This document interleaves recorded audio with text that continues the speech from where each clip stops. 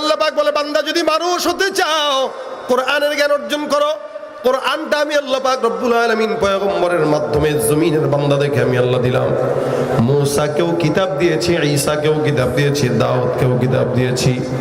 সব পয়গম্বরদেরকে আমি আল্লাহ পাক কিতাব দিলাম, হাতের মধ্যে ধরায় দিলাম, নাও এই কিতাবটা তুমি তোমার উম্মতের মধ্যে প্রকাশ করো, উম্মতদের মধ্যে প্রচার করো, উম্মতকে বলো এই কিতাব অনুযায়ী আমল করতে। যার কারণে মূসা পয়গম্বরকে আমি তাওরাত দিলাম তুর পাহাড়ে ডাক দিয়া, হে মূসা এই কিতাবটা নিয়ে এলাকায় বান্দাকে দাওয়াত দাও। কিতাবটা ততদিন থাকবে যতদিন তুমি থাকবা, তুমিও নাই, কিতাবের উপরে আমলও নাই। কিন্তু পয়গম্বর মুহাম্মদুর রাসূলুল্লাহ সাল্লাল্লাহু আলাইহি ওয়াসাল্লামকে আল্লাহ পাক কোরআন দিয়েছেন, একসঙ্গে কোরআনটাকে ধরায় দেন নাই।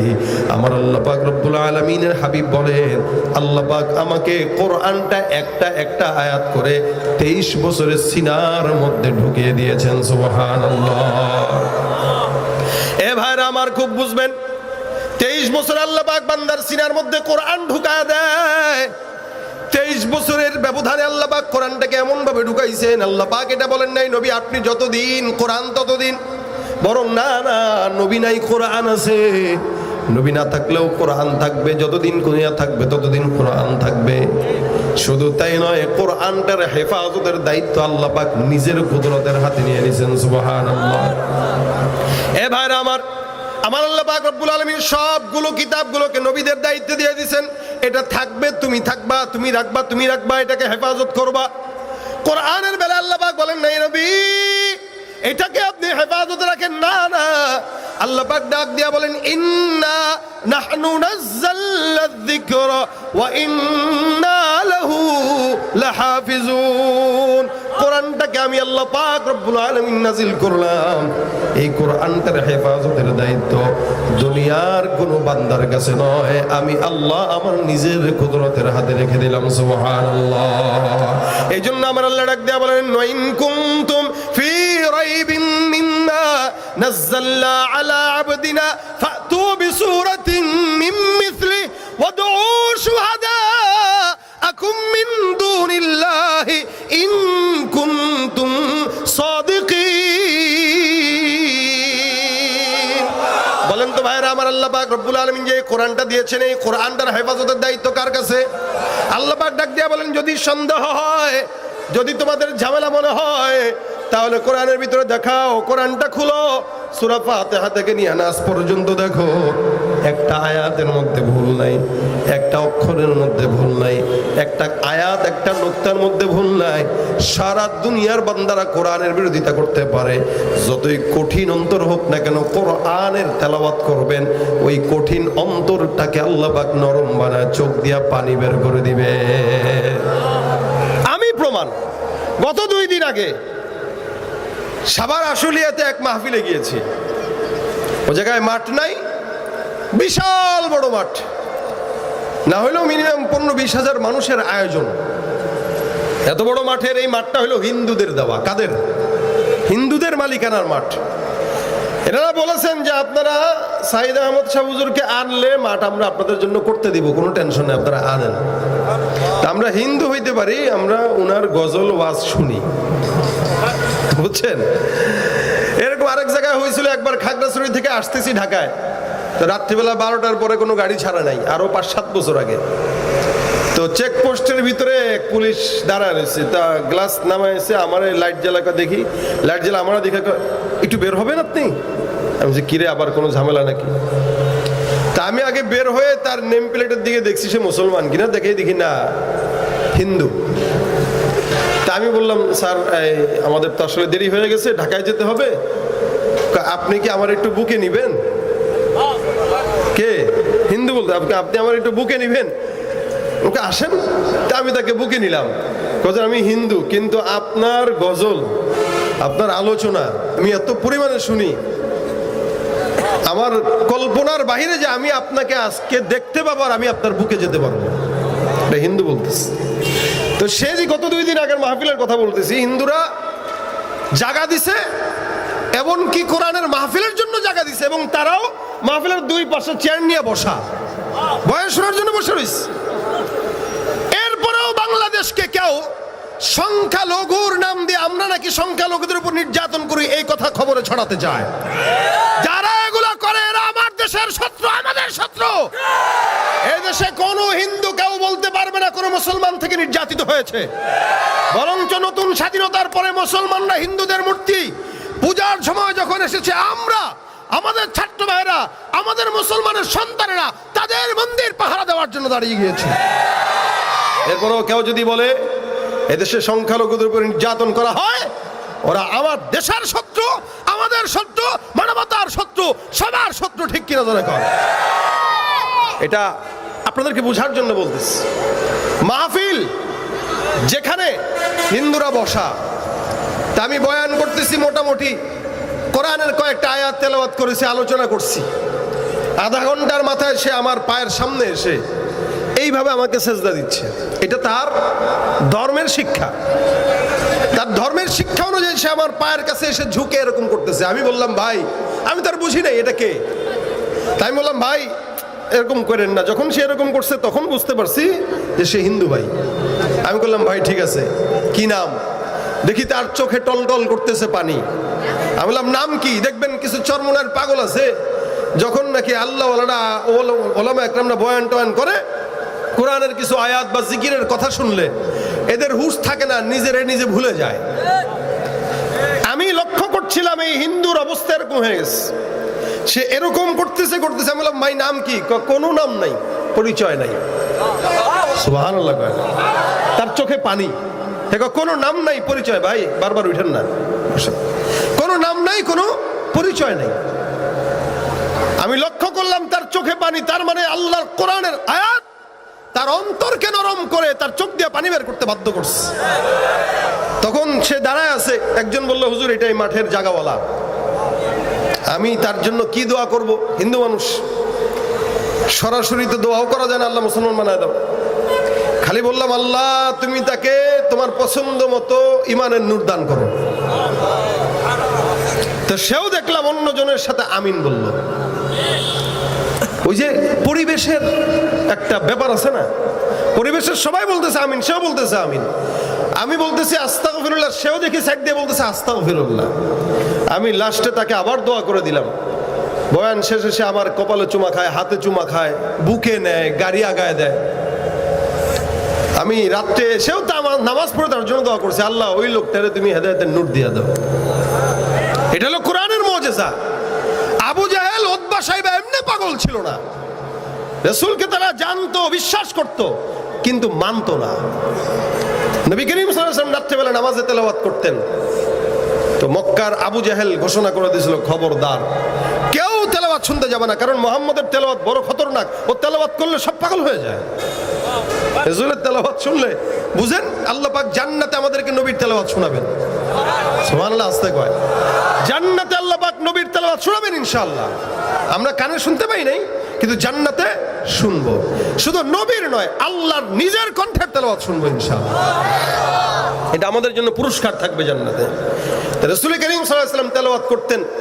আবু জাহেল, উতবা, সাইবা বলতো, খবরদার কেউ যাবে না, কাছেও ঘেসবে না, আজ থেকে মুহাম্মদের তেলাওয়াত শুনতে যাওয়া হারাম। ঘোষণা করছে কে? মক্কার লিডার। রাত বেলা হয়ে গেছে, হঠাৎ করে রাত ৩টা ২টা বাজে। পয়গম্বর ঘরের মধ্যে সুন্দর করে তেলাওয়াতে মগ্ন। এত সুন্দর তেলাওয়াত, হঠাৎ করে রাত গভীর হয়ে গেছে। কাফের বেঈমানেরা নিষেধ করাতে কেউ সাধারণ বান্দারা যায় না। আবু জাহেল চিন্তা করলো, রাত যেহেতু গভীর, কেউ যেহেতু আসবে না, এই সুযোগের মধ্যেই মুহাম্মদের তেলাওয়াত আমি একা একা যাই একটু মন ভরে শুনে আসি।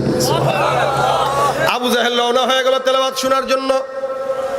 এদিক দিয়ে আবু লাহাব একই চিন্তা করলো, আরো কয়েকজন নেতৃস্থানীয় বর্গ লোক একই চিন্তা করে সবাই মুহাম্মদের ঘরের কিনারে হাজির। গভীর রাত, অন্ধকার রাত। অন্ধকার রাতে যখন তেলাওয়াত শোনা শেষ হয়ে গেল, নামাজ শেষ হয়ে গেল, বাসার দিকে রওনা হয়ে যাবে, অন্ধকারের মধ্যে একজনের সঙ্গে আরেকজনের ধাক্কা লেগে গেছে। এই ব্যাপারটা কি? তুমি কে? আবু জাহেল ডাক দেয়া কয়, আমি আবু জাহেল। তুমি কে? বলে, আমি আবু লাহাব। দুই লিডার একসঙ্গে ধরা খেয়ে গেছে। তুমি এখানে কেন? কয়, দেখতে আসছি কেউ আসছে কিনা। আবু জাহেল কয়, সত্যি তুমি দেখতে আসছো? আমিও তো দেখতে আসলাম। হঠাৎ করে সামনে বাড়া দেখে আরেকজন লিডার, এ ভাই তুমি কেন এখানে আসছো গভীর রাতে? নিষেধ করা হয়েছে। বলে সত্যি করে কও তোমরা কেন আসছো? লাত উজ্জার কসম। আবু জাহেল কয় আমি আসলেই লাত উজ্জার কসমের কথা বলছো, সত্য কথা তো বলাই লাগে। ভাবছিলাম মোহাম্মদের তেলাওয়াত শুনতে বাধা দেওয়ার পর কেউ মনে হয় আসবে না, যার কারণে মন ভরে তেলাওয়াত শোনার জন্য এই রাত্রিবেলা মোহাম্মদের ঘরের কিনারায় ঘুরঘুর করতেছি। আবু লাহাব ডাক দিয়া বলে, আবু জাহেল মক্কার লিডার, এত বিরোধিতা করো তারপরেও কোরআন তেলাওয়াত কেন শুনতে মন চায়? আবু জাহেল ডাক দিয়া বলে, আমার ভাইরা, আল্লাহর কসম, লাত উজ্জার কসম, মুহাম্মদের বিরোধিতা যতই করি না কেন, কিন্তু মুহাম্মদের তেলাওয়াত এত দিলের মধ্যে মজা লাগে, মুহাম্মদের তেলাওয়াতের মতো মজার তেলাওয়াত আর কোনো জায়গায় শুনতে পাই না। এটা মুহাম্মদের তেলাওয়াতের একটা পাওয়ার। এই কারণে আল্লাহ পাক রব্বুল আলামিন তেলাওয়াতটাকে মুজিজা বানাইছেন, কোরআনকে মুজিজা বানাইছেন। এই পর্যন্ত যতবার নামাজ পড়লেন সূরা ফাতিহা আছে না নাই? জন্মের পর থেকেই নামাজ পড়তেছেন, বুঝ হওয়ার পর থেকেই নামাজ পড়তেছেন, এখনো পর্যন্ত পড়বেন, মৃত্যু পর্যন্ত পড়বেন। বলেন তো একটা সেকেন্ডের জন্য কোনোদিন সূরা ফাতিহাকে খারাপ লাগছে? আচ্ছা বলেন তো এরকম মনে হয়েছে কিরে এক সূরা বারবার প্রতিদিন মনে হয়েছে? এটা আলহামদুলিল্লাহ, এটা কোরআনের মুজিজা। বরঞ্চ এক এক ইমামের পিছনে এক এক রকম মজা,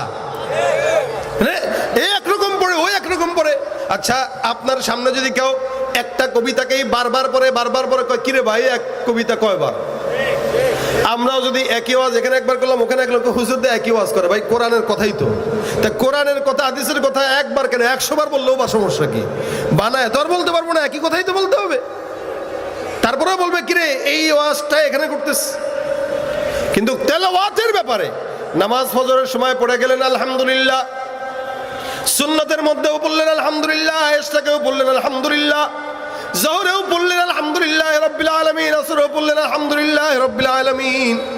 আপনার বাপেও পড়ছে, আপনার দাদাও পড়ছে, আপনার পরদাদাও পড়ছে, রাসূলও পড়ছে, কিয়ামত পর্যন্ত পড়বে। আল্লাহর কসম কোন বান্দার কাছে কোরআনটাকে অতৃপ্ত মনে হবে না। এ ভাইরা আমার, এটা আমার কোরআনের মুজিজা। সুতরাং কোরআনকে যদি কেউ ভুল প্রমাণ করতে পারে, আল্লাহ পাক ডাক দিয়া বলেন ওয়াদউ শুহাদাআকুম মিন দুনিল্লাহ ইন কুনতুম সাদিকিন। এ তোমরা যদি সত্যবাদী হও, কোরআনের মোকাবেলায় একটা কোরআনের সূরা নিয়ে আসো তো পারবে কেউ? হ্যাঁ, পারবে না। মুসাইলামাতুল কাজ্জাব একটা মিথ্যা নবী ছিল না? তার ব্যাপারে একটা কওল আছে, অথবা অন্য একজনের ব্যাপারেও রিওয়ায়াত আছে। এই ভণ্ড একদিন এক ভণ্ড সে নিয়ত করছে কোরআনের একটা আয়াত সূরা বানাবে। দেখেন আল্লাহর সঙ্গে চ্যালেঞ্জ নিয়ে সে কোরআনের সূরা বানানোর জন্য চেষ্টা করতেছে। কি আল্লাহ সূরা বানাইছে ফিল, আমিও সূরা বানাবো ফিল। বলে বলো তোমার সূরাটা কি? এনে তেলাওয়াত করতেছে আল ফিলু মাল ফিলু ওয়া মা আদরাকা মাল ফিল। আল্লাহ পাক সূরা দিয়েছে না ফিল, আলাম তারা কাইফা ফাআলা রাব্বুকা বিআসহাবিল ফিল আলাম ইয়াজআল কাইদাহুম ফি তাদলিল ওয়া আরসালা আলাইহিম তায়রান আবাবিল তারমিহিম বিহিজারাতিন মিন সিজিল ফাজআলাহুম কাসফিম মাকুল। কত চমৎকার ভাবে মিল, ছন্দ মিল। আল্লাহ পাকের মতো ছন্দ মিল দিয়া দুনিয়ার কোন কবিতা কবি বানাইতে পারবে? কবি পারবে বানাইতে কবিতা? এখন তো আমরা ছন্দ মিলের কবিতা বানাইতে পারি না বলে গদ্য মিলের কবিতা দিস। গদ্য কবিতা মানে গল্প আকারের কবিতা মিলাইতে পারে না, তো কত মিলাবে আর? কিন্তু আমার আল্লাহ কোরআনের প্রত্যেকটা আয়াতের সঙ্গে মিল আছে না নাই? এনে কয় আমি কোরআন বানাইতে পারবো, বানা।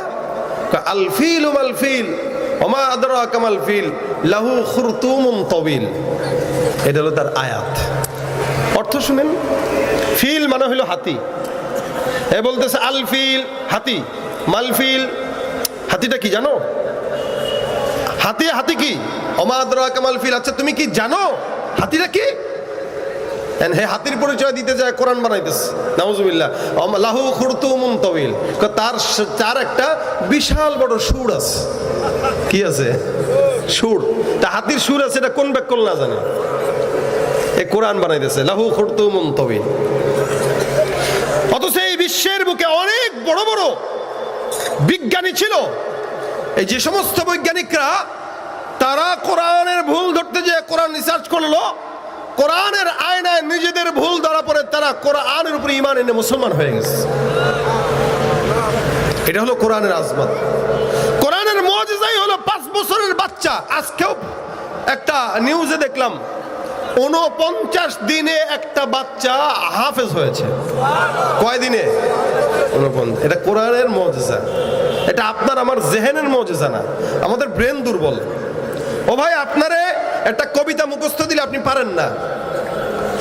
ছোটবেলায় কবিতা পড়ছি, এখন ভুলে গেছি, কিন্তু একই কোরআন ছোটবেলায় পড়ছি, আলহামদুলিল্লাহ ভুলি নাই। কোরআন এটা কি? মুজিজা। আল্লাহ পাক বলে, এটা আমি পাহাড়কে দিছি, পাহাড় নিতে পারে নাই। লাউ আনজালনা হাযাল কুরআন আলা জাবাল, লাউ আনজালনা হাযাল কুরআন আলা জাবাল লারাআইতাহু খাশিআম মুতাসাদ্দিআ। কোরআনটাকে যদি পাহাড়ের চূড়ায় রাখতাম, কোরআনটা, এই কোরআনের ভয়ে পাহাড়টা জ্বলে পুড়ে ছাই হয়ে যেত, পাহাড়টা কাঁপাকাঁপি শুরু করত। কিন্তু 3.5 হাত বডির মানুষের মধ্যে আমি আল্লাহ পাক কোরআন দান করলাম। এটা কি তার ব্রেনের কারণে শিখছে? বলে না, কোরআনটাকে আমি আল্লাহ বান্দার সিনার মধ্যে দিয়া কোরআনের ভার আমি আল্লাহ আমার কুদরতের হাতে রেখে দিলাম। এ ভাইরা আমার, এই জন্য কোরআন যেই দেহে থাকে ওই দেহ দামি হয়ে যায়, ঠিক কিনা বলেন তো? সমাজের মধ্যে কোরআনওয়ালা যারা, এদের সম্মান বেশি। নবী বলেন, মাইয়ুরিদিল্লাহু বিহি খায়রান ইউফাক্কিহু ফিদ্দিন। আল্লাহ যাকে চায় তাকে দ্বীনের জ্ঞান দান করে। একটা হাফেজে কোরআনের এত সম্মান, এত মর্যাদা। আল্লাহর নবী বলেন, কিয়ামতের ময়দানে হাফেজে কোরআনের পাওয়ার থাকবে এত, 10 জন বান্দা যাদের জন্য জাহান্নাম ওয়াজিব হয়ে গিয়েছে, এদেরকে দেখে দেখে সুপারিশ করে জান্নাতে নেওয়ার মতো যোগ্যতা আল্লাহ তাদের দান করবেন। সুবহানাল্লাহ। আপনি এলাকার মাদ্রাসা আছে, মাদ্রাসা কোনটা এখানে? হ্যাঁ, এই রশিদিয়া মাদ্রাসা কোন জায়গায়? এখানেই। এমন করে এখানে আপনার ছেলে পড়ে, আপনার ভাতিজা পড়ে, অথবা আপনার বন্ধুর ছেলে পড়ে। আপনি আপনার এই ভাতিজার জন্য মাদ্রাসায় মনে করেন সাময়িক সহযোগিতা করলেন, অথবা কেউ ওই হাফেজে কোরআনের সঙ্গে মহাব্বত রাখলেন। কিয়ামতের ময়দানে আল্লাহ পাক ডাক দিয়া বলবে, হাফেজে কোরআন দাঁড়াও। নবী বলেন, আল্লাহ পাক ঘোষণা করবেন, ইকরা ওয়ারতাকি। আল্লাহ পাক বলবেন, বান্দা তুমি পড়ো আর উঠতে থাকো। বলে, কোথায় উঠবো? জান্নাতে প্রাসাদ আছে, একটা আয়াত করে পড়বা, একতলা করে প্রাসাদের উপরে চড়তে থাকবা। সুবহানাল্লাহ। এমন করে করে কোরআনের সবগুলো আয়াত পড়বে। 6600-র উপরে কোরআনে আল্লাহ পাক রব্বুল আলামিন জান্নাতে তালা দিয়ে দিবেন। সুবহানাল্লাহ। এ বান্দার সম্মান থাকবে এত, যেহেতু নিজে একা এত বিশাল বড় জান্নাত পাবে। এই বেচারার বন্ধু আছে, মা আছে, বাবা আছে, ভাই আছে, বোন আছে, আত্মীয় স্বজন আছে।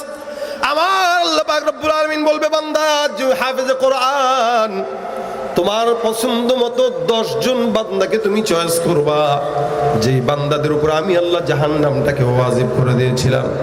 দেখো দেখো এই বান্দা, এতগুলা বান্দার মধ্যে কারে কারে পছন্দ হয়। এবার হাফেজে কোরআন বলবে, আল্লাহ 1 নম্বরে আমার বাবা আর মা, 2 নম্বরে আমার ভাই আমার বোন, 3 নম্বরে আমার ওস্তাদ, 4 নম্বরে আমার আত্মীয় স্বজন, 5 নম্বরে ওই ব্যক্তিটা, যেই ব্যক্তিটা মাদ্রাসার মধ্যে আমাকে প্রত্যেক মাসে 10,000 টাকা, 5,000 টাকা, 1 বস্তা চাউল দিয়ে মাদ্রাসায় সহযোগিতা করেছে। নবী করিম সাল্লাল্লাহু আলাইহি ওয়াসাল্লাম বলেন, হাফেজে কোরআনকে আল্লাহ পাক রব্বুল আলামিন এত পাওয়ার দিবে, বান্দা 10 জনকে সুপারিশ করে বিনা হিসাবে জান্নাতে দান করে দিবেন, ঢুকায় দিবে। এই জন্য ভাইরা আমার, হাফেজে কোরআন হতে না পারলে নিজের ভাতিজাকে হাফেজ বানান। নিজে হতে পারেন নাই, নিজের সন্তানকে বানান। 5 জনের ভিতরে 1 জনকে হাফেজ বানান। ডাক্তার ভুলবে, ইঞ্জিনিয়ার ভুলবে, হাফেজে কোরআন ভুলবে না। এ মুসলমান, এই কারণে কোরআন যেখানে আমরা থাকবো সেখানে, কোরআন যেখানে আমরা থাকবো সেখানে। বাংলাদেশ এতদিনে শান্তির দেশ হতো যদি কোরআনের দেশ হতো, ঠিক কিনা জোরে কর। কিন্তু এদেশে বারবার ক্ষমতার পালা বদল দেখেছি, শান্তি কেন দেখি নাই? যাদের হাতে ক্ষমতা যায়, কোরআন পছন্দও করে না, কোরআন মানেও না, ইসলামের বিরোধিতা করে, ঠিক কিনা? এই জন্য হাফেজে কোরআনদেরকে পছন্দ করেন, কোরআন ওয়ালাদেরকে পছন্দ করেন। ক্ষমতায় যদি বসানো লাগে, কোরআন ওয়ালাদেরকেই বসান, শান্তি আসবে। এই জন্য আর অনেক বন্ধু বানাইলাম, বন্ধু বানায় কোনো ফায়দা পাই নাই। যাদেরকে 16-17 বছর বন্ধু বানায় পা চাটাচাটি করছি, এরা আমাদেরকে না বলে চলে গেছে। সুতরাং এদের সাথে আমাদের আর কোনো বন্ধুত্ব নাই। এখন বন্ধুত্ব হবে কোরআনওয়ালাদের সঙ্গে, ঠিক কিনা জোরে কোন? এখন বন্ধুত্ব হবে কোরআনওয়ালাদের সঙ্গে। কোরআন যেখানে আমরা বলেন, কোরআন আছে যেখানে, এজন্য কোরআনের মহব্বত ভিতরে রাখবেন, কোরআন পড়বেন। পড়ার দ্বারা ফায়দা কি? তিনটা ফায়দা বর্ণনা করতেছি। এক নম্বর, কোরআন যদি কেউ পড়ে, বুঝে পড়ুক না বুঝে পড়ুক, 10টা করে নাকি প্রত্যেকটা অক্ষরে। কয়টা নাকি? বুঝে পড়ুক না বুঝে পড়ুক। 2 নম্বরে, কেউ যদি কোরআন তেলাওয়াত করে, আল্লাহ পাক রব্বুল আলামিন তাকে প্রত্যেকটা অক্ষরে নেকি দেওয়ার পাশাপাশি অন্তরের কালো দাগ দূর করে দিবেন। 3 নম্বরে, কেউ যদি কোরআন তেলাওয়াত করে, আল্লাহ পাক রব্বুল আলামিনের সঙ্গে বান্দার সম্পর্ক গাঢ় হয়ে যাবে। তার মানে 1 নম্বর, বুঝে পড়লেও সওয়াব, না বুঝে পড়লেও সওয়াব। 2 নম্বর, অন্তরের কালো দাগ দূর হয়। 3 নম্বর, আল্লাহর সঙ্গে সম্পর্ক বেড়ে যায়। সুবহানাল্লাহ। এই 3টা ফায়দা দরকার আছে কিনা বলেন তো? কথা কয় না, কথা বুঝেন নাই। ফায়দা কয়টা বললাম? এই 3টা আমাদের দরকার আছে কিনা? যদি দরকার থাকে তাহলে কোরআনটা শিখতে পারেন নাই, মাদ্রাসায় যে 1 ঘন্টার জন্য মাদ্রাসায় পড়তে হবেন প্রত্যেক দিন। 1 ঘন্টার মাদ্রাসা অথবা 30 মিনিটের মাদ্রাসা, মুরব্বীরা একসাথে যাবেন। আপনাদের কি বিশ্বাস হয় এ দেশের আলেমরা টাকার জন্য শিক্ষকতা করে? এদেশের আলেমরা কোরআনের মহব্বতে শিক্ষকতা করে, যার কারণে 8-10 হাজার টাকা দিয়া মাদ্রাসায় পড়ে থাকে, তাও 2-4 মাস বেতন বাকি। সুতরাং আপনি যদি হাফেজে কোরআন হতে পারেন নাই, এই আফসোস নিয়ে মাদ্রাসায় যান। আর যদি কোরআন শিখেন, প্রত্যেক দিন অন্তত 10 মিনিট করে শিখেন, এই শিখার বরকতে আল্লাহ পাক আপনারা মাফ করে দেবেন। কোরআনও সুপারিশকারী হবে। রাসূল বলেন, হয়তো আলেম হও, নয়তো মুআল্লিম হও, নয়তো মুহাব্বিন হও, নয়তো সহযোগী হও, খবরদার 5 প্রকার বিদ্বেষী হয়েও না। আলেম বিদ্বেষী হয়েও না, কোরআন বিদ্বেষী হয়েও না, কারণ কোরআন বিদ্বেষী হইলে জাহান্নাম ছাড়া কোনো উপায় নেই। এই কারণে অন্তত মহব্বত করবেন, ভালোবাসবেন, সহযোগিতা করবেন। হয়তো হাফেজ হবেন, নয়তো হাফেজ বানাবেন। খবরদার কোরআনের সঙ্গে বিরোধিতা করা যাবে। যারা কোরআনের সাথে বিরোধিতা করেছে, কোরআনকে যারা দেখতে পারে নাই, আল্লাহ ওদেরকে দুনিয়াতেও লাঞ্ছিত করে, আখিরাতেও লাঞ্ছিত করে। এই জন্য কোরআনের সঙ্গে সম্পর্ক রাখবো, কথা কয় না, রাখবো ইনশাল্লাহ। সম্পর্ক রাখতে হইলে কোরআনওয়ালাদেরকে সহযোগিতা করবেন। এটা রাসূলের আদেশ, নবীর আদেশ, কোরআনওয়ালাদেরকে সহযোগিতা করো। সুতরাং আজকের এই রশিদিয়া মাদ্রাসাতেও সহযোগিতা করা, এটা আপনাদের হক, মাদ্রাসার হক। আপনার উপরে এই হকটা আল্লাহ পাক দিয়েছেন। এখানে কোরআনের জ্ঞান অর্জন হবে, তুমি তোমার হক আদায় করবা। এই মাদ্রাসার জন্য 1 টাকা পারো, 2 টাকা পারো, 10 টাকা পারো, 5 টাকা পারো, যতটুকু পারো বা সহযোগিতা করবা। তাহলে কি হবে? আল্লাহ পাক এই সহযোগিতার উসিলায় অন্তত তোমাকে জান্নাতের রাস্তা সহজ করবে। এই জন্য দেখতে চাই কোরআনের হাফেজদের সুপারিশকারী যদি আপনি তাকে বানাতে চান, কোন ভাই আছেন হাফেজে কোরআনের সুপারিশকারী বানাবেন, যে হাফেজে কোরআনটা আমাকে সহযোগিতা করবে, আমাকে সুপারিশ করে জান্নাতে নিবে। আমি হাফেজে কোরআনের জন্য, এখানের একটা হাফেজের জন্য আমি মাদ্রাসায় এতটুকু দিব, 5,000 হোক, 10,000 হোক, 1,000 হোক, 2,000 হোক, যতটুকু সামর্থ্য আছে, শুধুমাত্র দ্বীনি কাজের জন্য আমি এতটুকু দিব। এরকম কেউ থাকলে একটু বলেন তো। সর্বপ্রথম ভাই দেখতে চাই, 500 হোক, 1,000 হোক, 2,000 হোক, মাশাআল্লাহ আমরা দেব। নগদ হোক, নগদ দিলে এখানে নিয়ে আসেন, আর বাকি হইলে নামটা লেখায় দেন। মাশাআল্লাহ, কি নাম ভাই? সিরাজুল ইসলাম ছেলে, মাশাআল্লাহ হাফেজ পড়তেছে। আল্লাহ হাফেজ বানাক, বলেন আমিন। পোশাকও সুন্দর করতে হবে ইনশাআল্লাহ। হ্যাঁ, হাফেজের বাবা, হাফেজের মতো হইতে হবে ইনশাআল্লাহ। কি মাশাআল্লাহ, ভালো কাজ। নবাব ফুচকা হাউস খেতে চান তো চলে আসুন লাকসামে। নবাব এলাকা, আচ্ছা। তা ফুচকা তো খাওয়ান দরকার একদিন, দাবাত। আচ্ছা, খাইয়াম দেন। আলমগীর ভাই, উনি কিছু টাকা দিয়েছেন, আল্লাহ পাক তার ব্যবসায় বরকত দান করুন। আমিনও কয় না রে। আর কে আছেন? 500 করে, 1,000 টাকা করে, মাশাআল্লাহ। কি নাম? আবুল খায়ের ভাই 500 টাকা দিয়েছেন, আল্লাহ পাক হায়াতে বরকত দান করুক। আর কে আছেন? আমার হাতে দিয়ে যাবেন। 500, 1,000, 100, অন্তত 100 হলো কোরআনের মর্যাদার কারণে। কোরআনের জ্ঞান যত বাড়ে, এটার আজমত তত বাড়ে, এটার মাহাত্ম্য তত বাড়ে, এটার মর্যাদা তত বাড়ে। এই কারণে আল্লাহ পাক বলে, বান্দা যদি মানুষ হতে চাও, কোরআনের জ্ঞান অর্জন করো। কোরআনটা আমি আল্লাহ পাক রব্বুল আলামিন পয়গম্বরের মাধ্যমে জমিনের বান্দাদেরকে আমি আল্লাহ দিলাম। মূসাকেও কিতাব দিয়েছি, ঈসাকেও কিতাব দিয়েছি, দাউদকেও কিতাব দিয়েছি। সব পয়গম্বরদেরকে আমি আল্লাহ পাক কিতাব দিলাম, হাতের মধ্যে ধরায় দিলাম, নাও এই কিতাবটা তুমি তোমার উম্মতের মধ্যে প্রকাশ করো, উম্মতদের মধ্যে প্রচার করো, উম্মতকে বলো এই কিতাব অনুযায়ী আমল করতে।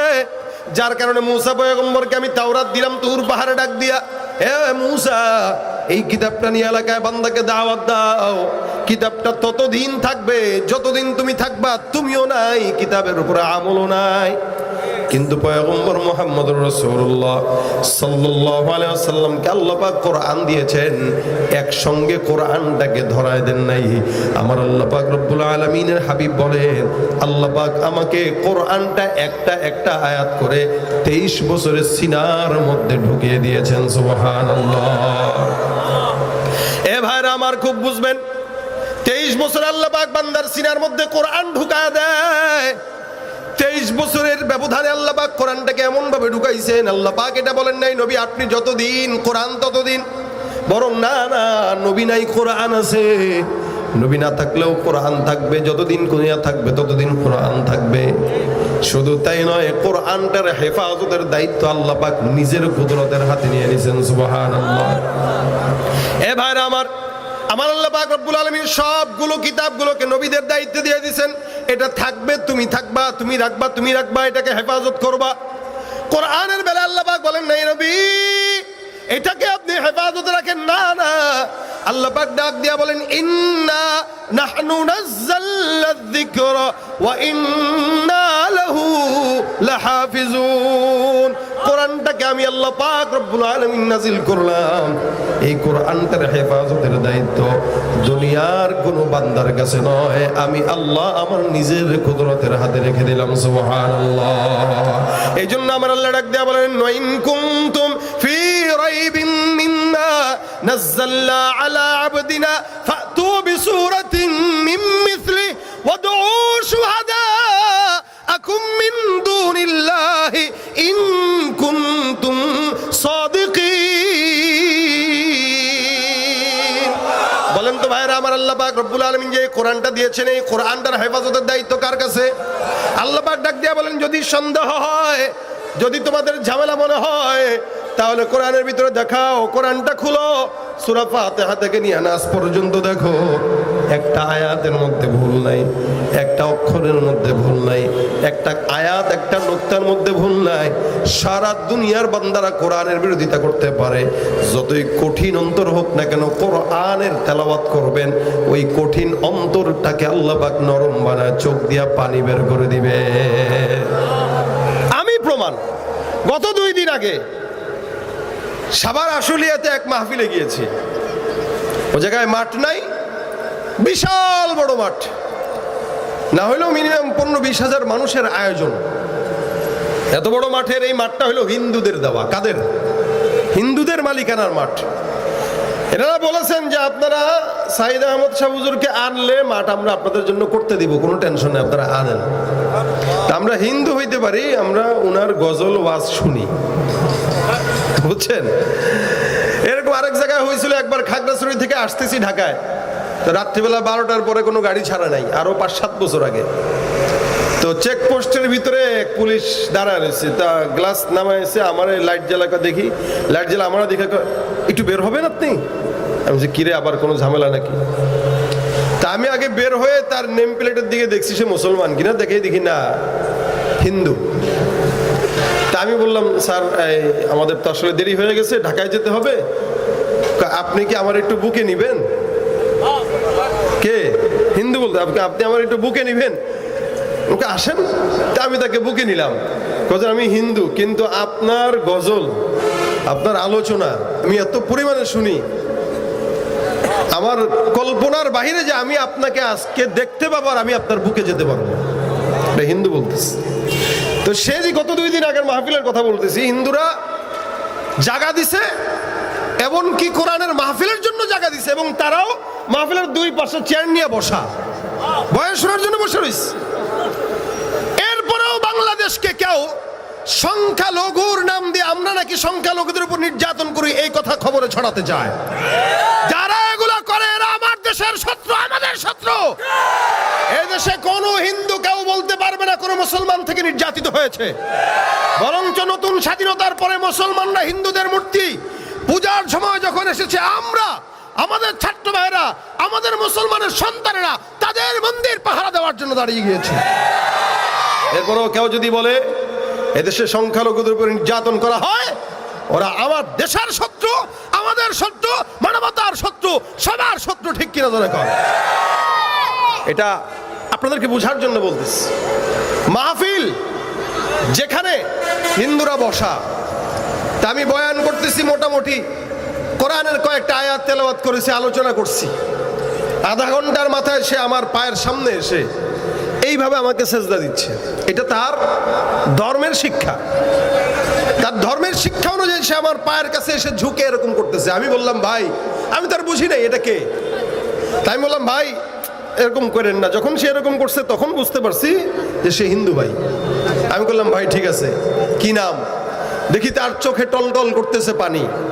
আমি বললাম নাম কি? দেখবেন কিছু চরমনার পাগল আছে, যখন নাকি আল্লাহ ওলামা একরামরা বয়ান টয়ান করে, কোরআনের কিছু আয়াত বা জিকিরের কথা শুনলে এদের হুঁশ থাকে না, নিজে ভুলে যায়। আমি লক্ষ্য করছিলাম এই হিন্দুর অবস্থা এরকম হয়ে গেছে, সে এরকম করতেছে। আমি বললাম ভাই নাম কি? কোনো নাম নাই, পরিচয় নাই। সুবহানাল্লাহ। তার চোখে পানি। কোনো নাম নাই, পরিচয়। ভাই বারবার উঠেন না, কোনো নাম নাই, কোনো পরিচয় নাই। আমি লক্ষ্য করলাম তার চোখে পানি, তার মানে আল্লাহর কোরআনের আয়াত তার অন্তরকে নরম করে তার চোখ দিয়ে পানি বের করতে বাধ্য করছে। তখন সে দাঁড়ায় আছে, একজন বলল হুজুর এটাই মাঠের জায়গাওয়ালা। আমি তার জন্য কি দোয়া করব? হিন্দু মানুষ, সরাসরি তো দোয়াও করা যায় না, আল্লাহ মুসলমান বানায় দাও। খালি বললাম আল্লাহ তুমি তাকে তোমার পছন্দ মতো ইমানের নূর দান করো। তো সেও দেখলাম অন্যজনের সাথে আমিন বলল। ওই যে পরিবেশের একটা ব্যাপার আছে না, পরিবেশের সবাই বলতেছে আমিন, সেও বলতেছে আমিন। আমি বলতেছি আস্তাগফিরুল্লাহ, সেও দেখি সাইড দিয়ে বলতেছে আস্তাগফিরুল্লাহ। আমি লাস্টে তাকে আবার দোয়া করে দিলাম। বয়ান শেষে সে আমার কপালে চুমা খায়, হাতে চুমা খায়, বুকে নেয়, গাড়ি আগায় দেয়। আমি রাত্রে এসেও তো আমার নামাজ পড়ে তার জন্য দোয়া করছি, আল্লাহ ওই লোকটারে তুমি হেদায়েতের নূর দিয়ে দাও। এটা হলো কোরআনের মুজিজা। আবু জাহেল, উতবা, সাইবা এমনি পাগল ছিল না, রাসূলকে তারা জানতো, বিশ্বাস করত, কিন্তু মানতো না। নবী করিম সাল্লাল্লাহু আলাইহি ওয়াসাল্লাম রাত্রেবেলা নামাজে তেলাওয়াত করতেন, তো মক্কার আবু জাহেল ঘোষণা করে দিয়েছিল খবরদার কেউ তেলাওয়াত শুনতে যাবে না, কারণ মুহাম্মদের তেলাওয়াত বড় খতরনাক, ও তেলাওয়াত করলে সব পাগল হয়ে যায়। রাসূলের তেলাওয়াত শুনলে বুঝেন আল্লাহ পাক জান্নাতে আমাদেরকে নবীর তেলাওয়াত শোনাবেন। সুবহানাল্লাহ, আস্তে কয় জান্নাতে আল্লাহ পাক নবীর তেলাওয়াত শোনাবেন ইনশাআল্লাহ। আমরা কানে শুনতে পাই নাই, কিন্তু জান্নাতে শুনবো। শুধু নবীর নয়, আল্লাহর নিজের কণ্ঠের তেলাওয়াত শুনবো ইনশাআল্লাহ। এটা আমাদের জন্য পুরস্কার থাকবে জান্নাতে। রাসূল করিম সাল্লাল্লাহু আলাইহি ওয়াসাল্লাম তেলাওয়াত করতেন। আবু জাহেল, উতবা, সাইবা বলতো খবরদার কেউ যাবে না, কাছেও ঘেসবে না, আজ থেকে মুহাম্মদের তেলাওয়াত শুনতে যাওয়া হারাম। ঘোষণা করছে কে? মক্কার লিডার। রাত বেলা হয়ে গেছে, হঠাৎ করে রাত ৩টা ২টা বাজে, পয়গম্বর ঘরের মধ্যে সুন্দর করে তেলাওয়াতে মগ্ন। এত সুন্দর তেলাওয়াত, হঠাৎ করে রাত গভীর হয়ে গেছে। কাফের বেঈমানেরা নিষেধ করাতে কেউ সাধারণ বান্দারা যায় না। আবু জাহেল চিন্তা করলো রাত যেহেতু গভীর, কেউ যেহেতু আসবে না, এই সুযোগের মধ্যেই মুহাম্মদের তেলাওয়াত আমি একা একা যাই একটু মন ভরে শুনে আসি। আবু জাহেল রওনা হয়ে গেল তেলাওয়াত শোনার জন্য। এদিক দিয়ে আবু লাহাব একই চিন্তা করলো, আরো কয়েকজন নেতৃস্থানীয় বর্গলোক একই চিন্তা করে সবাই মুহাম্মদের ঘরের কিনারে হাজির। গভীর রাত, অন্ধকার রাত, অন্ধকার রাতে যখন তেলাওয়াত শোনা শেষ হয়ে গেল, নামাজ শেষ হয়ে গেল, বাসার দিকে রওনা হয়ে যাবে, অন্ধকারের মধ্যে একজনের সঙ্গে আরেকজনের ধাক্কা লেগে গেছে। এই ব্যাপারটা কি? তুমি কে? আবু জাহেল ডাক দেয়া কয় আমি আবু জাহেল। তুমি কে? বলে আমি আবু লাহাব। দুই লিডার একসঙ্গে ধরা খেয়ে গেছে। তুমি এখানে কেন? কয় দেখতে আসছি কেউ আসছে কিনা। আবু জাহেল কয় সত্যি তুমি দেখতে আসছো? আমিও তো দেখতে আসলাম। হঠাৎ করে সামনে বাড়া দেখে আরেকজন লিডার।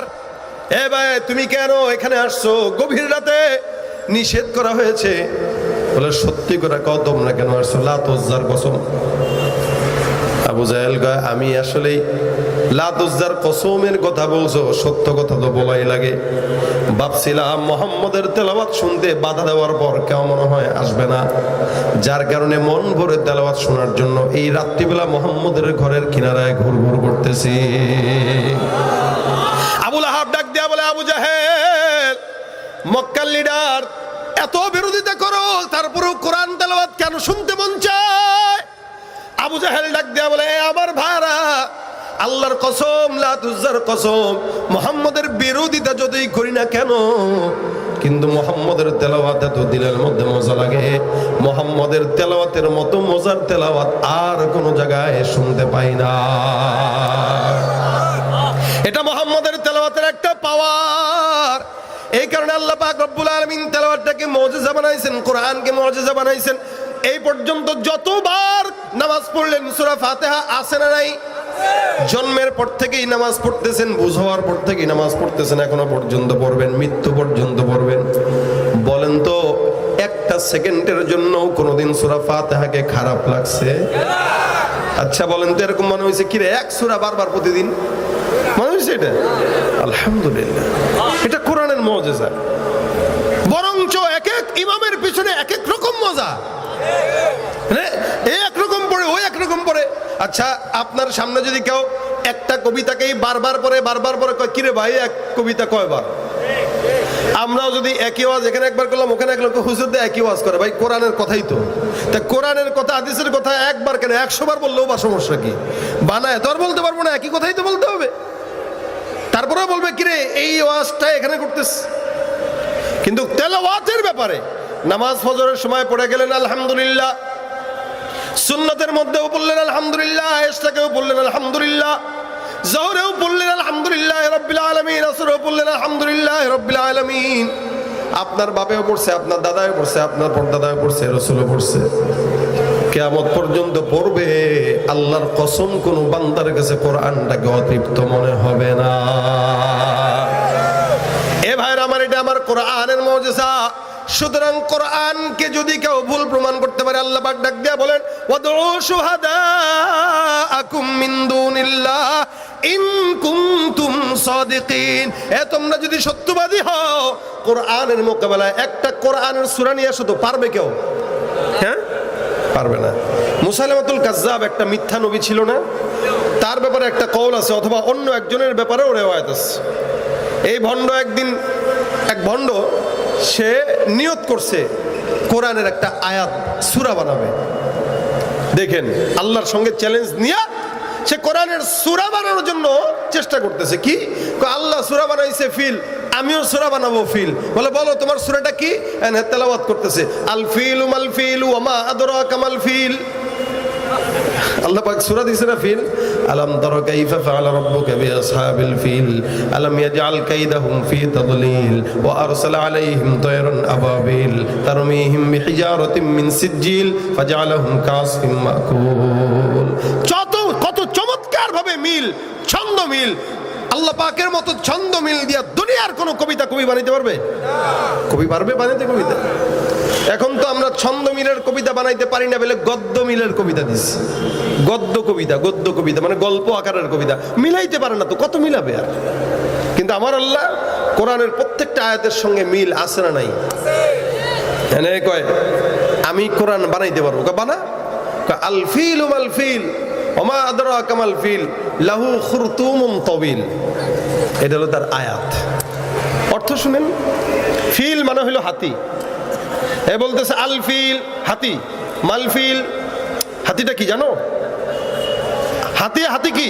ওমা আদরাকা মাল ফিল। আচ্ছা তুমি কি জানো হাতিটা কি? হে হাতির পরিচয় দিতে যায় কোরআন বানাইতেছে, নাউজুবিল্লাহ। লাহু খুরতুমুন তাবিল, তার একটা বিশাল বড় সুর আছে। কি আছে? সুর। তা হাতির সুর আছে, এটা কোন ব্যাকরণ না জানে, এ কোরআন বানাইতেছে লাহু খুরতুমুন তাবিল। অথচ এই বিশ্বের বুকে অনেক বড় বড় বিজ্ঞানী ছিল। এই যে সমস্ত বৈজ্ঞানিকরা তারা কোরআনের ভুল ধরতে যে কোরআন রিসার্চ করলো, কোরআনের আয়নায় নিজেদের ভুল ধরা পড়ে তারা কোরআনের উপরে ঈমান এনে মুসলমান হয়ে গেছে। এটা হলো কোরআনের আজমত।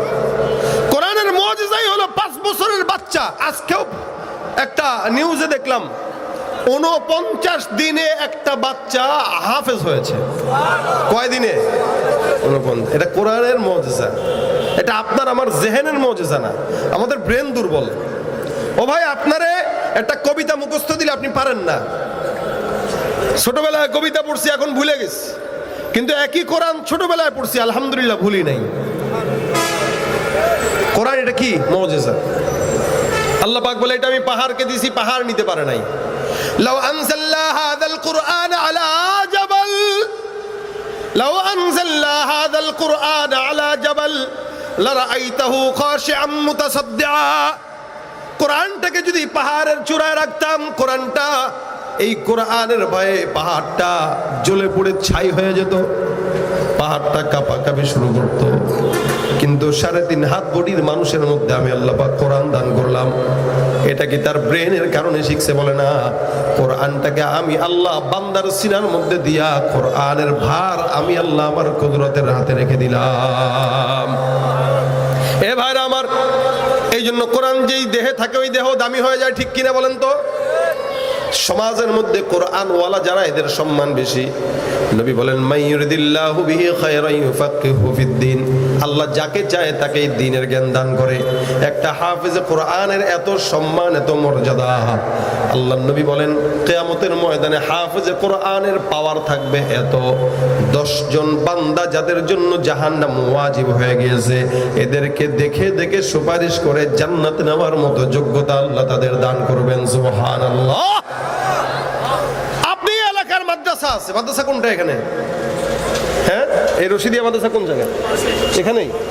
এমন করে এখানে আপনার ছেলে পড়ে, আপনার ভাতিজা পড়ে, অথবা আপনার বন্ধুর ছেলে পড়ে। আপনি আপনার এই ভাতিজার জন্য মাদ্রাসায় মনে করেন সাময়িক সহযোগিতা করলেন, অথবা কেউ ওই হাফেজে কোরআনের সঙ্গে মহাব্বত রাখলেন। কিয়ামতের ময়দানে আল্লাহ পাক ডাক দিয়া বলবে, হাফেজে কোরআন দাঁড়াও। নবী বলেন, আল্লাহ পাক ঘোষণা করবেন, ইকরা ওয়ারতাকি। আল্লাহ পাক বলবেন, বান্দা তুমি পড়ো আর উঠতে থাকো। বলে, কোথায় উঠবো? জান্নাতে প্রাসাদ আছে, একটা আয়াত করে পড়বা, একতলা করে প্রাসাদের উপরে চড়তে থাকবা। সুবহানাল্লাহ। এমন করে করে কোরআনের সবগুলো আয়াত পড়বে। 6600-র উপরে কোরআনে আল্লাহ পাক রব্বুল আলামিন জান্নাতে তালা দিয়ে দিবেন। সুবহানাল্লাহ। এ বান্দার সম্মান থাকবে এত, যেহেতু নিজে একা এত বিশাল বড় জান্নাত পাবে। এই বেচারার বন্ধু আছে, মা আছে, বাবা আছে, ভাই আছে, বোন আছে, আত্মীয় স্বজন আছে। আমার আল্লাহ পাক রব্বুল আলামিন বলবে, বান্দা হাফেজে কোরআন, তোমার পছন্দ মতো 10 জন বান্দাকে তুমি চয়েস করবা, যেই বান্দাদের উপর আমি আল্লাহ জাহান্নামটাকে ওয়াজিব করে দিয়েছিলাম। দেখো দেখো, এই বান্দা, এতগুলা বান্দার মধ্যে কারে কারে পছন্দ হয়। এবার হাফেজে কোরআন বলবে, আল্লাহ 1 নম্বরে আমার বাবা আর মা, 2 নম্বরে আমার ভাই আমার বোন, 3 নম্বরে আমার ওস্তাদ, 4 নম্বরে আমার আত্মীয় স্বজন, 5 নম্বরে ওই ব্যক্তিটা, যেই ব্যক্তিটা মাদ্রাসার মধ্যে আমাকে প্রত্যেক মাসে 10,000 টাকা, 5,000 টাকা, 1 বস্তা চাউল দিয়ে মাদ্রাসায় সহযোগিতা করেছে। নবী করিম সাল্লাল্লাহু আলাইহি ওয়াসাল্লাম বলেন, হাফেজে কোরআনকে আল্লাহ পাক রব্বুল আলামিন এত পাওয়ার দিবে, বান্দা 10 জনকে সুপারিশ করে বিনা হিসাবে জান্নাতে দান করে দিবেন, ঢুকায় দিবে। এই জন্য ভাইরা আমার, হাফেজে কোরআন হতে না পারলে নিজের ভাতিজাকে হাফেজ বানান। নিজে হতে পারেন নাই, নিজের সন্তানকে বানান। 5 জনের ভিতরে 1 জনকে হাফেজ বানান। ডাক্তার ভুলবে, ইঞ্জিনিয়ার ভুলবে, হাফেজে কোরআন ভুলবে না। এ মুসলমান, এই কারণে কোরআন যেখানে আমরা থাকবো সেখানে, কোরআন যেখানে আমরা থাকবো সেখানে। বাংলাদেশ এতদিনে শান্তির দেশ হতো যদি কোরআনের দেশ হতো, ঠিক কিনা জোরে কর।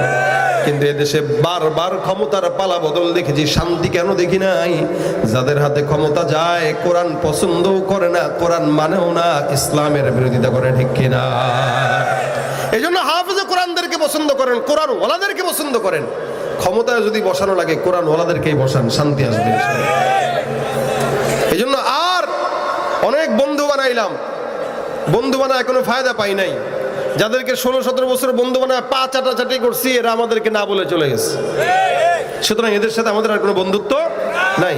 এখন বন্ধুত্ব হবে কোরআন ওয়ালাদের সঙ্গে, ঠিক কিনা জোরে কোন? এখন বন্ধুত্ব হবে কোরআন ওয়ালাদের সঙ্গে। কোরআন যেখানে, আমরা বলেন কোরআন আছে যেখানে। এজন্য কোরআনের মহব্বত ভিতরে রাখবেন, কোরআন পড়বেন। পড়ার দ্বারা ফায়দা কি? তিনটা ফায়দা বর্ণনা করতেছি। এক নম্বর, কোরআন যদি কেউ পড়ে, বুঝে পড়ুক না বুঝে পড়ুক, 10টা করে নাকি প্রত্যেকটা অক্ষরে। কয়টা নাকি? বুঝে পড়ুক না বুঝে পড়ুক। 2 নম্বরে, কেউ যদি কোরআন তেলাওয়াত করে, আল্লাহ পাক রব্বুল আলামিন তাকে প্রত্যেকটা অক্ষরে নেকি দেওয়ার পাশাপাশি অন্তরের কালো দাগ দূর করে দিবেন। 3 নম্বরে, কেউ যদি কোরআন তেলাওয়াত করে, আল্লাহ পাক রব্বুল আলামিনের সঙ্গে বান্দার সম্পর্ক গাঢ় হয়ে যাবে। তার মানে 1 নম্বর, বুঝে পড়লেও সওয়াব, না বুঝে পড়লেও সওয়াব। 2 নম্বর, অন্তরের কালো দাগ দূর হয়। 3 নম্বর, আল্লাহর সঙ্গে সম্পর্ক বেড়ে যায়। সুবহানাল্লাহ। এই 3টা ফায়দা দরকার আছে কিনা বলেন তো? কথা কয় না, কথা বুঝেন নাই। ফায়দা কয়টা বললাম? এই 3টা আমাদের দরকার আছে কিনা? যদি দরকার থাকে তাহলে কোরআনটা শিখতে পারেন নাই, মাদ্রাসায় যে 1 ঘন্টার জন্য মাদ্রাসায় ভর্তি হবেন প্রত্যেক দিন। 1 ঘন্টার মাদ্রাসা অথবা 30 মিনিটের মাদ্রাসা, মুরব্বীরা একসাথে যাবেন। আপনাদের কি বিশ্বাস হয় এ দেশের আলেমরা টাকার জন্য শিক্ষকতা করে? এদেশের আলেমরা কোরআনের মহব্বতে শিক্ষকতা করে, যার কারণে 8-10 হাজার টাকা দিয়া মাদ্রাসায় পড়ে থাকে, তাও 2-4 মাস বেতন বাকি। সুতরাং আপনি যদি হাফেজে কোরআন হতে পারেন নাই, এই আফসোস নিয়ে মাদ্রাসায় যান। আর যদি কোরআন শিখেন, প্রত্যেক দিন অন্তত 10 মিনিট করে শিখেন, এই শিখার বরকতে আল্লাহ পাক আপনারা মাফ করে দেবেন। কোরআনও সুপারিশকারী হবে। রাসূল বলেন, হয়তো আলেম হও, নয়তো মুআল্লিম হও, নয়তো মুহাব্বিন হও, নয়তো সহযোগী হও, খবরদার 5 প্রকার বিদ্বেষী হয়েও না। আলেম বিদ্বেষী হয়েও না, কোরআন বিদ্বেষী হও না, কারণ কোরআন বিদ্বেষী হইলে জাহান্নাম ছাড়া কোনো উপায় নাই। এ কারণে অন্তত মহব্বত করবেন, ভালোবাসবেন, সহযোগিতা করবেন। হয়তো হাফেজ হবেন, নয়তো হাফেজ বানাবেন। খবরদার কোরআনের সঙ্গে বিরোধিতা করা যাবে। যারা কোরআনের সাথে বিরোধিতা করেছে, কোরআনকে যারা দেখতে পারে নাই, আল্লাহ ওদেরকে দুনিয়াতেও লাঞ্ছিত করে, আখিরাতেও লাঞ্ছিত করে। এই জন্য কোরআনের সঙ্গে সম্পর্ক রাখবো। কথা কয় না, রাখবো ইনশাল্লাহ। সম্পর্ক রাখতে হইলে কোরআনওয়ালাদেরকে সহযোগিতা করবেন। এটা রাসূলের আদেশ, নবীর আদেশ, কোরআনওয়ালাদেরকে সহযোগিতা করো। সুতরাং আজকের এই রশিদিয়া মাদ্রাসাতেও সহযোগিতা করা, এটা আপনাদের হক, মাদ্রাসার হক। আপনার উপরে এই হকটা আল্লাহ পাক দিয়েছেন।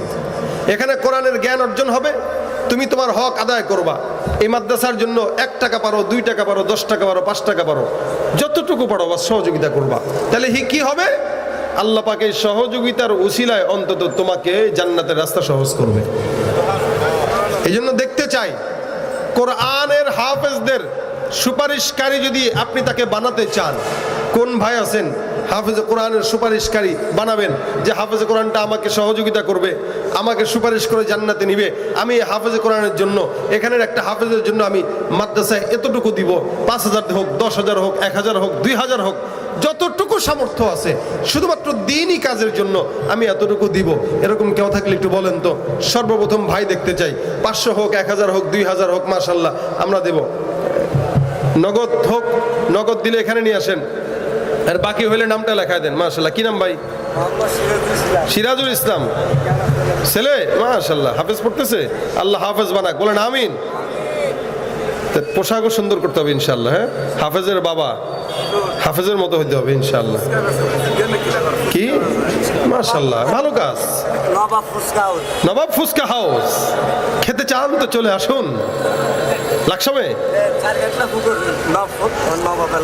নবাব এলাকা, আচ্ছা। তা ফুচকা তো খাওয়ান দরকার একদিন, দাবাত। আচ্ছা, খাইয়াম দেন। আলমগীর ভাই উনি কিছু টাকা দিয়েছেন, আল্লাহ পাক তার ব্যবসায় বরকত দান করুন। আমিনও কয় না রে। আর কে আছেন? 500 করে, 1,000 টাকা করে, মাশাআল্লাহ। কি নাম? আবুল খায়ের ভাই 500 টাকা দিয়েছেন, আল্লাহ পাক হায়াতে বরকত দান করুক। আর কে আছেন? আমার হাতে দিয়ে যাবেন। 500, 1,000, 100, অন্তত 100। স্মরণে ফিরে যাও, খুঁজে নাও, চোখ রাখো কোরআনে, সমাধান চাও যদি জীবনে মরণে। ফিরে যাও, খুঁজে নাও, চোখ রাখো কোরআনে, তবেই পাবে সুখ শান্তির ঠিকানা, তবেই পাবে সুখ শান্তির ঠিকানা। যদি মেনে নাও তুমি মনে প্রাণে, সমাধান চাও যদি যদি জীবনে মরণে ফিরে যাও খুঁজে নাও চোখ রাখো কোরআনে এ বাণী সকলের নয় শুধু মুমিনের যারাই চলবে মেনে ফল পাবে কোরআনের ঘরে বলো কিবা রাষ্ট্রে বলো ঘরে বলো কিবা রাষ্ট্রে বলো অশান্তি দূর করে শান্তি আনে সমাধান চাও যদি জীবনে মরণে ফিরে যাও খুঁজে নাও চোখ রাখো কোরআনে সমাধান চাও যদি জীবনে মরণে ফিরে যাও খুঁজে নাও চোখ রাখো কোরআনে এদার পরশবে পাথর হলো সোনা সন্দেহ ভুল নেই যার একটি কোনা এ যে এক বিপ্লব পিছে ফেলে যত সব এগিয়ে চলে সে অগরপানে সমাধান চাও যদি জীবনে মরণে ফিরে যাও খুঁজে নাও চোখ রাখো কোরআনে সমাধান আল্লাহ পাক আমাদের সকলকে কবুল করুক ওয়া মা তাওফীক ইল্লা বিল্লাহ আসসালামু আলাইকুম ওয়া রাহমাতুল্লাহি ওয়া বারাকাতুহু